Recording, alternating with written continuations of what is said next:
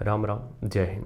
तो आज हम लोग बात करेंगे स्पर्म के बारे में। अब थोड़ा सा आज ध्यान से सुनना, या फिर हम कह सकते हैं वीर्य। सीमन इसका पार्ट है, या फिर कहें स्पर्म सीमन का पार्ट है, ठीक है। तो वीर्य के बारे में बात करेंगे आज। साइंस से रिलेटेड कोई बात नहीं करेंगे, बस एक दो फैक्ट लेंगे साइंस के। बाकी हम तुम्हें कुछ ऐसी चीज़ें बताएंगे जो कि तुम्हारी लाइफ चेंज कर सकते हैं, ठीक है। देखो, अपने इंडिया में आज सबसे बड़ी प्रॉब्लम है पॉर्न मूवीज़ का कंजम्पशन, क्योंकि कम से कम 70% तक लोग, 70% के ऊपर लोग क्या है, पॉर्न मूवीज़ कंज्यूम कर रहे हैं, पॉर्न वीडियोस देखते हैं रेगुलर बेसिस पे, ठीक है। और पॉर्न वीडियोस देखने के बाद वो रुकते तो है नहीं, तो जाहिर सी बात उनको इजैकुलेट करना है, मतलब कि मास्टरबेट करना है। अब मास्टरबेट को एक हेल्दी हैबिट के तौर पे बताया गया था, बट इसमें जो चीज़ें इन्वॉल्व होती हैं वो गलत हैं जो तुम लोग कर रहे हो। खैर, हम इसके बारे में आज बात कर नहीं रहे, आज हमारा टॉपिक दूसरा है। तो हम बात करेंगे वीर्य की। देखो क्या होता है, जब एक वीर, अगर हम उसका बचपन कहें, जो तुम्हारे अंदर बन रहा है स्पर्म, उसका जो बचपन होता है, जब वो पैदा होता है, ठीक है, तो उसको खिला पिला के बड़ा करने में, और वो जब तक बुजुर्ग होता है, तो ये टाइम ड्यूरेशन होता है 73 टू 75 डेज।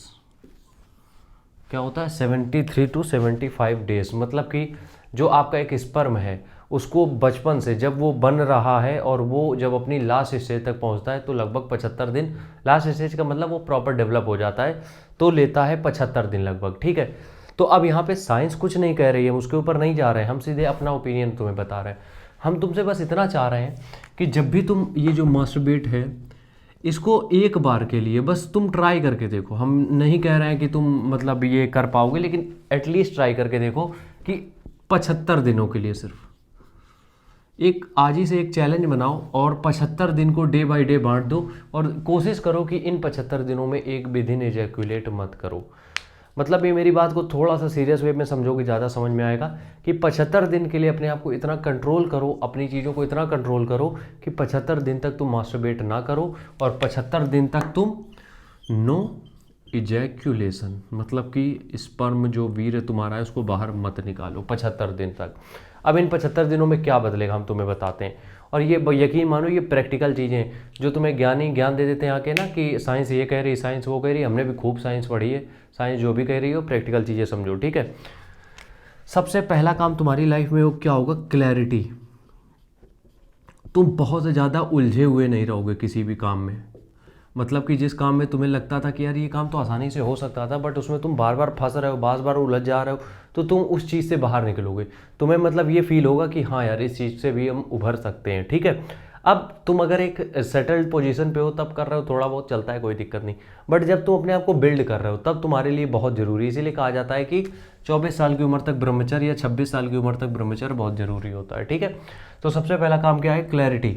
तुम्हारी जो मेंटल क्लैरिटी है वो आ जाएगी। इसका मतलब ये होता है कि तुम्हें जो भी सोच समझ रहे हो उसमें बहुत साफ सफाई आ जाएगी, ठीक है, पहली चीज़। दूसरी चीज़, अगर तुम्हारी डाइट में कुछ कमी भी है, डाइट में कुछ कमी है, मतलब कि डाइट में तुम नहीं भाई सारे वाइटामिन न्यूट्रिएंट्स लिए पा रहे हो, लेकिन तुम अगर ये चीज़ें रोक देते हो 75 दिन के लिए, तुम बॉडी जो तुम्हारी एक पावर हाउस बन जाएगी।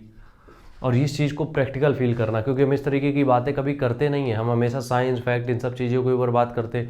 बट अगर एक बार खुद को 75 दिन के लिए रोक के देखते हो, तो इन 75 दिनों के बाद तुम्हें समझ में आएगा कि बॉडी एक पावर हाउस बन गई है। अब यहाँ पे क्या करना पड़ेगा? यहाँ पे ये जो एनर्जी तुम्हारी रिजर्व हो रही है, इसको कहीं ना कहीं तुम्हें यूटिलाइज करना पड़ेगा, वरना फिर होगा नाइटफॉल, ठीक है। तो यूटिलाइज करने के लिए क्या करना पड़ेगा? सबसे पहले तो अपना जो भी फोकस है, मान लो पढ़ाई तुम कर रहे हो तो उसके घंटे बढ़ा दो, जितनी देर भी पढ़ाई कर रहे हो उसके घंटे बढ़ा दो। 6 घंटे पढ़ रहे हो 10 कर दो। उसके बाद 2 घंटे की ट्रेनिंग बढ़ा दो आउटडोर, जिसमें कि तुम कुछ, अगर तुम्हारे पास कुछ नहीं है करने को तो 2 घंटे सिर्फ तुम रनिंग कर लो। कुछ भी नहीं है अगर, तो 2 घंटे सिर्फ रनिंग कर लो। बट इस जो एनर्जी को तुम प्रिजर्व कर रहे हो, इस एनर्जी को जो तुम अपने अंदर स्टोर कर रहे हो, इसको खर्च करना पड़ेगा। इसको आप स्टोर करके नहीं रख सकते हो, अगर रखोगे तो दिक्कत आ जाएगी, ठीक है। तो क्या करना है? 2 घंटे का तगड़ा वर्कआउट करना है।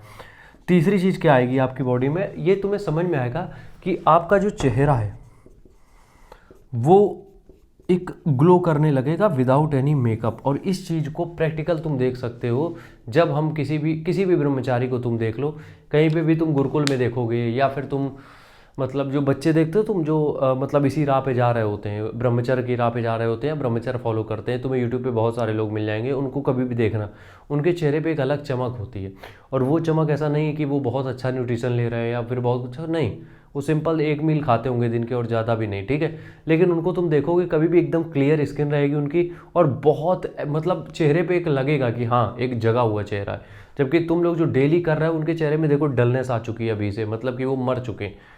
मेरी रिक्वेस्ट पे बस 75 दिन के लिए करके देखो और ये रिजल्ट्स तुम प्रैक्टिकल देखोगे अपनी आंखों से। लेकिन ये फील तब होगा जब तुम इसको फॉलो करोगे। कमेंट जरूर करना जो भी लोग इसको फॉलो कर रहे हो। राम राम, जय हिंद।